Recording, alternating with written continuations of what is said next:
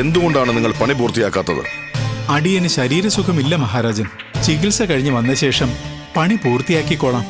കളവാണ് ഇവൻ പറയുന്നത്. വിശന്നിട്ടാണ്, പണിയായതങ്ങ് കിട്ടാനില്ല എന്നൊക്കെയാണ് അടിയനോട് കാരണം പറഞ്ഞത്. പേരും കള്ളനാണ് ഇവൻ.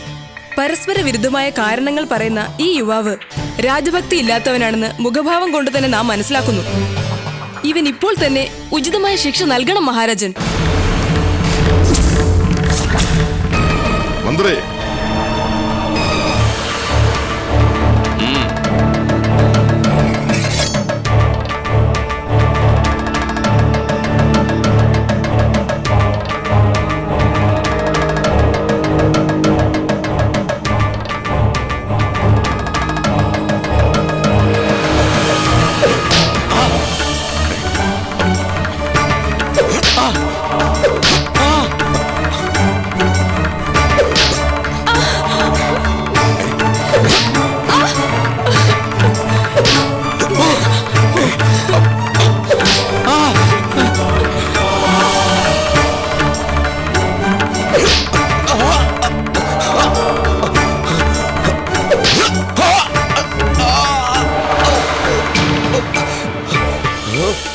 നിർത്തണം മഹാരാജൻ. ഇദ്ദേഹത്തിന് അടിക്കുന്ന അടിയെല്ലാം നമുക്കാണല്ലോ കൊള്ളുന്നത്. എന്ത്? നീ ജാലവിദ്യക്കാരനായ മായാവിയോ?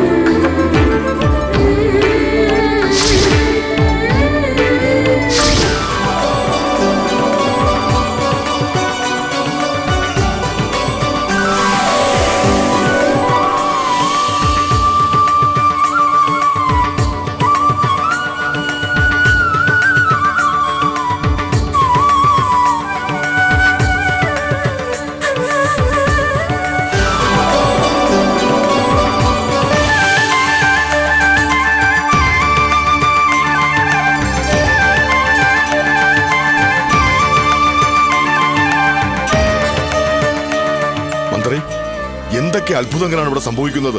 ആരാണ് ആ പണിക്കാരൻ? പണിക്കാരനായി വന്നത് സാക്ഷാൽ ശിവപെരുമാളാണ് മഹാരാജൻ.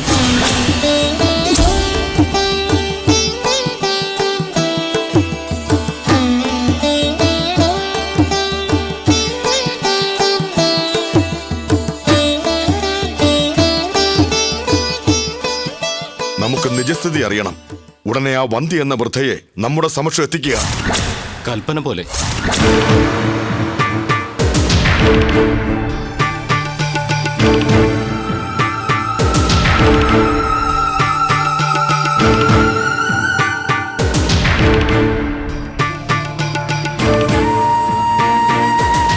ദേ ഇരിക്കുന്നു ആ കിളവി.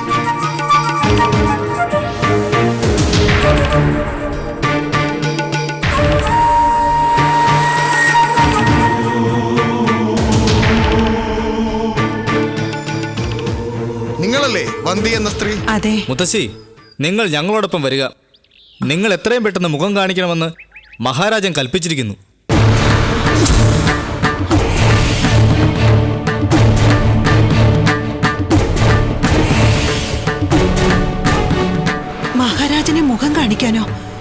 സോദരന്മാരെ, അടിയൻ അപരാധം വല്ലതും പ്രവർത്തിച്ചോ?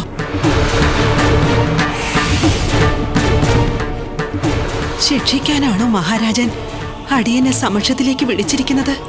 എന്തായാലും ഞങ്ങൾക്ക് ലഭിച്ച വിവരം പറയാം. നിങ്ങൾക്ക് അനുവദിച്ചെന്ന സ്ഥലത്തിലെ പുഴനികത്തൽ പണി മാത്രം പൂർത്തിയാകാതെ അപൂർണമായി കിടക്കുന്നു. മഹാരാജനും അധികാരിയും നീരസത്തിലാണ്. കടുത്ത ശിക്ഷ തന്നെ നിങ്ങൾക്ക് പ്രതീക്ഷിക്കാം. സോദരന്മാരെ, അടിയൻ മഹാരാജന്റെ കൽപ്പനാ ലംഘനം ഒന്നും കാട്ടിയിട്ടില്ല. വേണ്ടുവോളം പുട്ട് പ്രതിഫലമായി കൊടുത്ത് അടിയൻ ഒരു ജോലിക്കാരനെ പണിക്കായി നിയോഗിച്ചിരുന്നതാ. അവനെ കുറച്ച് ദിവസമായി കാണുന്നില്ല. അതൊന്നും ഞങ്ങൾക്ക് വിഷയമല്ല. രാജകൽപ്പന അനുസരിക്കുക, ഞങ്ങളോടൊപ്പം വരിക. എന്റെ തൃക്കടയൂരപ്പ, ഭഗവാനെ, ഗംഗാധര എന്നെ പരീക്ഷിക്കുകയാണോ? ദേ, ഒരു മുത്തശ്ശി ആയോണ്ടാ ഞങ്ങൾ ദാക്ഷിണ്യം കാണിക്കുന്നത്. നിങ്ങൾ ക്ഷണത്തിൽ മുഖം കാണിക്കണമെന്നാണ് രാജകൽപ്പന. ഭഗവാന്റെ അഭീഷ്ടം അതാണെങ്കിൽ അങ്ങനെ തന്നെ നടക്കട്ടെ. ഞാൻ വരാം. വരിക.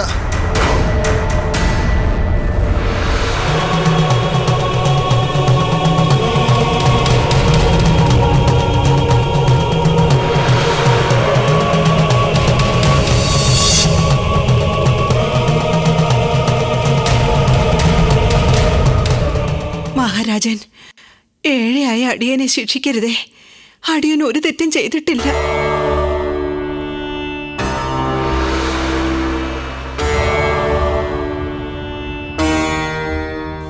അടിയന്റെ ഭാഗത്ത് ഒരു പണിക്കാരനെ അടിയൻ ഏർപ്പാടാക്കിയിരുന്നത്. പ്രതിഫലം കൊടുക്കാൻ പണമില്ലാത്തതുകൊണ്ട് അയാൾക്ക് അടിയൻ പ്രതിഫലമായി നൽകിയത് മതിവരോളം പുട്ടാണ്. അതിനയാൾ സമ്മതിച്ചതുമാണ്. പക്ഷേ സ്വന്തം മകനെ പോലെ അടിയൻ വിശ്വസിച്ചു പോയ പണിക്കാരൻ ഇങ്ങനെ ചതിക്കുമെന്ന് പ്രതീക്ഷിച്ചില്ല മഹാരാജൻ.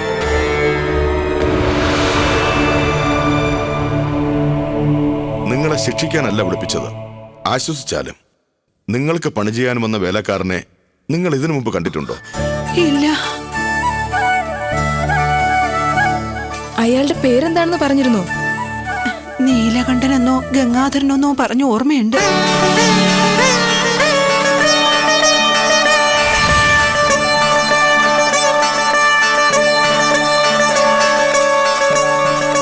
അമ്മേ, അലസതയും ധിക്കാരവും കാട്ടിയ ആ വേലക്കാരൻ രാജനിന്ദകൻ എന്ന് തെറ്റിദ്ധരിച്ച് നാം അയാളെ തല്ലുകയുണ്ടായി.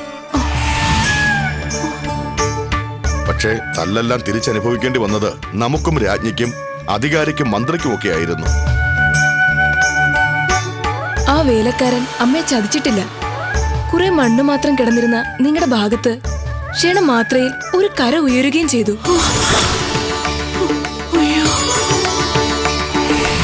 മനസ്സിലായില്ല അമ്മേ?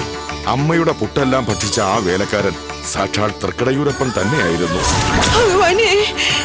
നമ്മുടെ രാജ്യത്തെ ഏറ്റവും പുണ്യവതിയായ സ്ത്രീയാണ് വന്തിയമ്മ.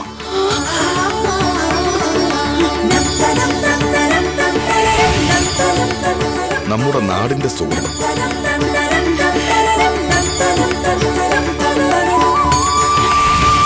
നമ്മുടെ മണ്ണിലെ സർവാംഗം ഈശ്വര ചൈതന്യമുള്ള മനുഷ്യരൂപം.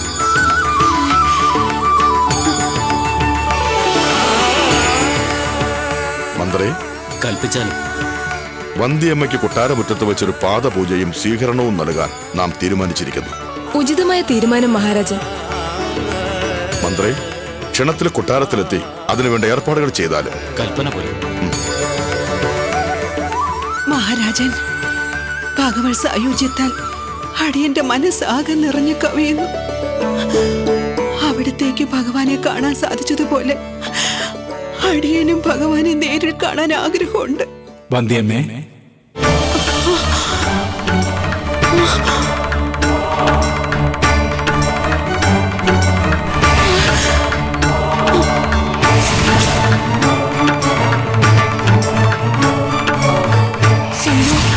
മഹാദേവ,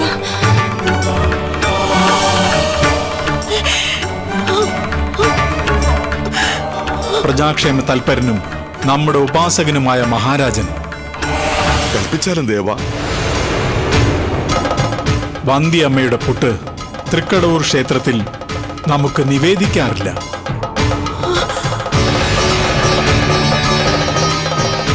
അമ്മയുടെ കൈകൊണ്ടുണ്ടാക്കിയ പുട്ട് മതിവരുവോളം ഭക്ഷിക്കണമെന്ന് നമുക്ക് അദമ്യമായ ആഗ്രഹവും. അത് സാധ്യതപ്രയമാക്കാനാണ് നാം വേലക്കാരന്റെ വേഷം ധരിച്ചു വന്നത്. പാർവതീപദേ ഗംഗാധര, അങ്ങയ്ക്ക് വന്ധ്യമ്മയുടെ പുട്ടിനോടുള്ള അഭീഷ്ടം അടിയനും മഹാരാജനും അധികാരിക്കുമുള്ള പ്രത്യക്ഷ ദർശനമായും ഭവിച്ചല്ലോ. അതെ, അതും സംഭവിക്കേണ്ടതാണ്. പക്ഷേ വന്ധ്യമ്മയുടെ പുട്ടിനോടുള്ള അഭിവാഞ്ച നമുക്ക് ഇനിയും ശമിച്ചിട്ടില്ല. അതിനെന്താ ഭഗവാനെ, അടിയൻ അങ്ങയ്ക്ക് കുന്നോളം പുട്ടുണ്ടാക്കി തരാമല്ലോ. അതെ, അതിനായി വന്ധ്യമ്മയെ നാം കൈലാസത്തിലേക്ക് കൂട്ടുകയാണ്.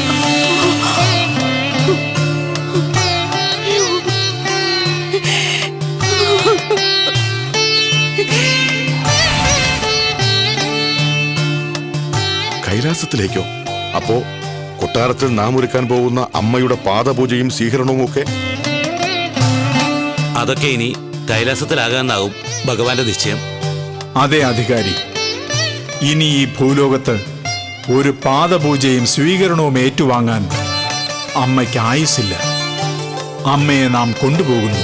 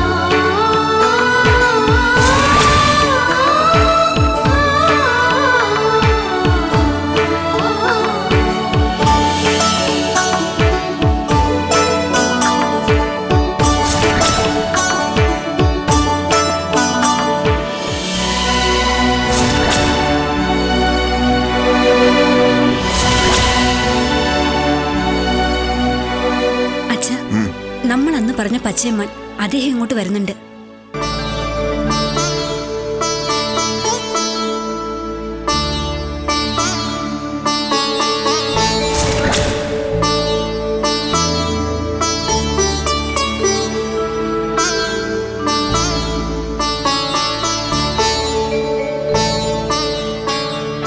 ശങ്കരൻ അദ്ദേഹം നമസ്കാരം.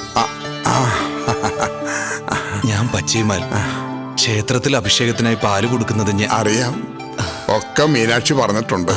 ഹൃദ്യമായ സ്വാഗതം. അകത്തേക്ക് വരിക. വരിക.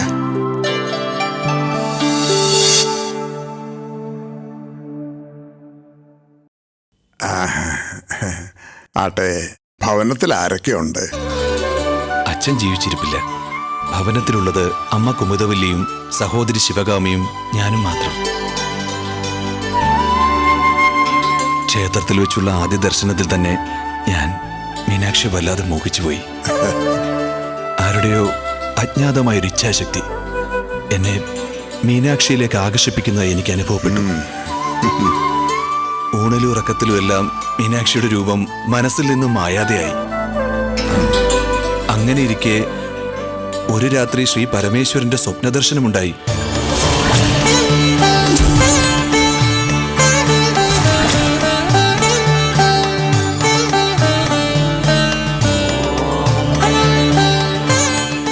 മീനാക്ഷി എനിക്ക് വിധിക്കപ്പെട്ട വധുവാണെന്നും ഞാൻ അവളെ വിവാഹം കഴിക്കണമെന്നും അരുളി ചെയ്ത് ഭഗവാൻ മറഞ്ഞു.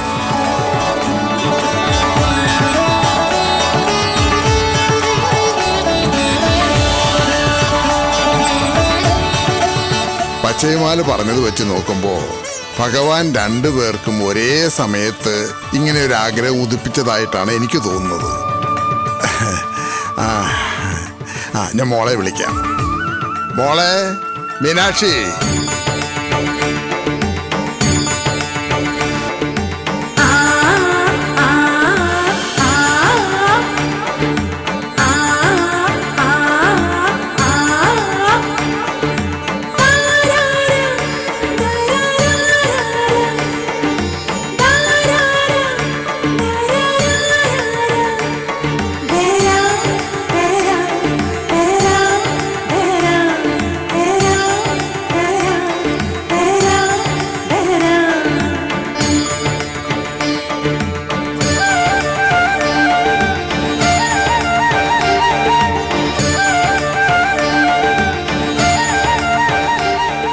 വഴിമധ്യയുള്ള കൂടിക്കാഴ്ചയിൽ ഒരു സത്യം ഞാൻ പറഞ്ഞില്ലെന്നേ ഉള്ളൂ.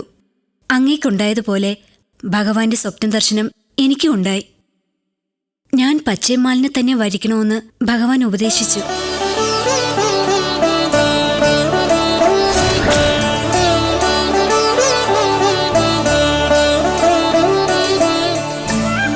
ഇരുകൂട്ടർക്കും ഭഗവാൻ സ്വപ്നദർശനം നൽകിയ സ്ഥിതിക്ക് ഇനിയൊന്നും ആലോചിക്കാനില്ലല്ലോ. വിവാഹം ഉറപ്പിക്കുക തന്നെ. പച്ചമാലേ, തറവാട്ടിലെ ഉത്തരവാദിത്വപ്പെട്ടവർ വന്ന് വധുവിനെ ആവശ്യപ്പെടുന്നതാണ് നാട്ടു നടപ്പ്. പച്ചമാലിന്റെ അമ്മയും സഹോദരിയും വന്ന് പെണ്ണ് കാണലും പെണ്ണ് ചോദ്യവും നടക്കട്ടെ. അത് കഴിഞ്ഞിട്ടാവാം വിവാഹം ഉറപ്പിക്കല്. എന്താ? അങ്ങനെ ആയിക്കോട്ടെ. ഞാനങ്ങോട്ട്. അല്ല, കുടിക്കാൻ മോളെ? എനിക്കൊന്നും വേണ്ട, ഞാൻ ഇറങ്ങുകയാണ്.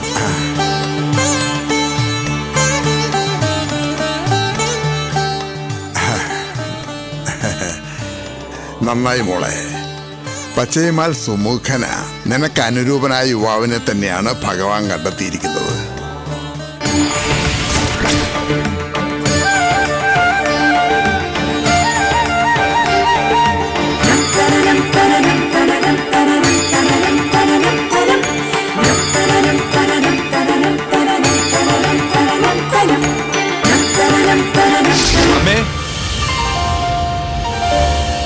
അമ്മേ. എന്താ മോനെ? അമ്മേ, എനിക്ക് അമ്മയോടും ശിവകാമിയോടും ഒരു വിവരം പറയാനുണ്ട്. ഞാനെന്നും ക്ഷേത്രത്തിൽ വെച്ച് കാണുന്ന പെൺകുട്ടിയുടെ പേര് മീനാക്ഷി എന്ന. അവിടെ അച്ഛൻ ശങ്കരദാസ്. മീനാക്ഷിയെ പോലെ തന്നെ ശങ്കരദാസിനും വലിയൊരു ശിവഭക്തനാ. ഞാൻ അവരുടെ ഭവനത്തിൽ പോയിരുന്നു, ആചാരപ്രകാരം പെണ്ണ് കാണാനും ചോദിക്കാനും.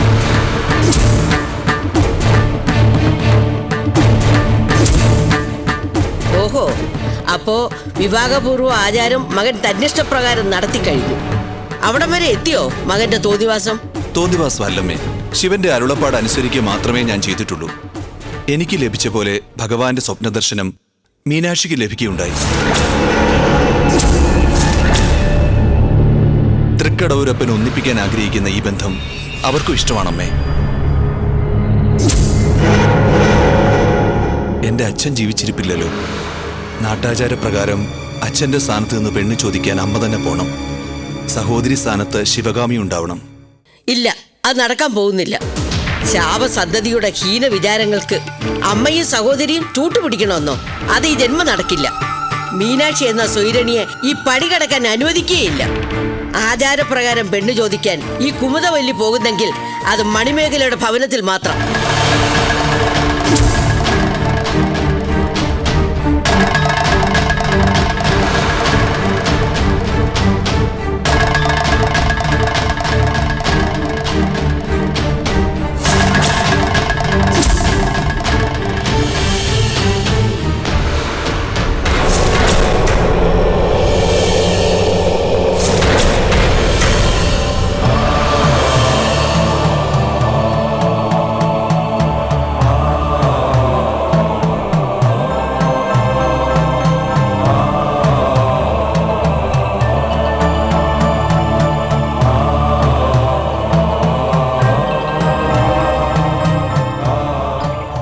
ശിവകാമി, എന്തിനാ അത്യാവശ്യമായിട്ട് കാണണമെന്ന് പറഞ്ഞത്? നമ്മൾ പ്രതീക്ഷിച്ചതിനേക്കാൾ കാര്യങ്ങൾ ഒരു പടി കൂടി മുന്നോട്ട് പോയിരിക്കുന്നു. ശിവകാമി, മുഖവര കൂടാതെ കാര്യം പറ. ജ്യേഷ്ഠൻ മീനാക്ഷിയുടെ ഭവനത്തിൽ അവളെ പെണ്ണ് ചോദിക്കാൻ പോയി കഴിഞ്ഞു. ആ കാര്യം ജ്യേഷ്ഠൻ അമ്മയോടും എന്നോടും തുറന്നു പറഞ്ഞു കഴിഞ്ഞു. മീനാക്ഷിയുടെ ഭവനത്തിൽ പോയി അമ്മ ആചാരപ്രകാരം പെണ്ണ് ചോദിക്കണമെന്ന് ഉറച്ച നിലപാടില്ല ജ്യേഷ്ഠൻ. അപ്പോ നമുക്കിടയിലുള്ള മതിൽ കൂടുതൽ ശക്തിപ്പെടുകയാണല്ലോ. ശിവകാമി, ആരുടെ അനുവാദത്തിന് കാത്തു നിൽക്കാതെ നമുക്ക് എങ്ങോട്ടെങ്കിലും നാട് വിട്ടാലോ? അത് ഭീരുത്വല്ലേ? മീനാക്ഷി എന്ന ദരിദ്രവാസി പെണ്ണിന്റെ മുന്നിൽ നമ്മൾ തുച്ഛരാവണോ? ഭൂതകാലം മറന്നുള്ള എന്റെ ജ്യേഷ്ഠന്റെ തോന്നിയാസത്തിന് മുന്നിൽ നമ്മൾ അടിയറവ് പറയണോ?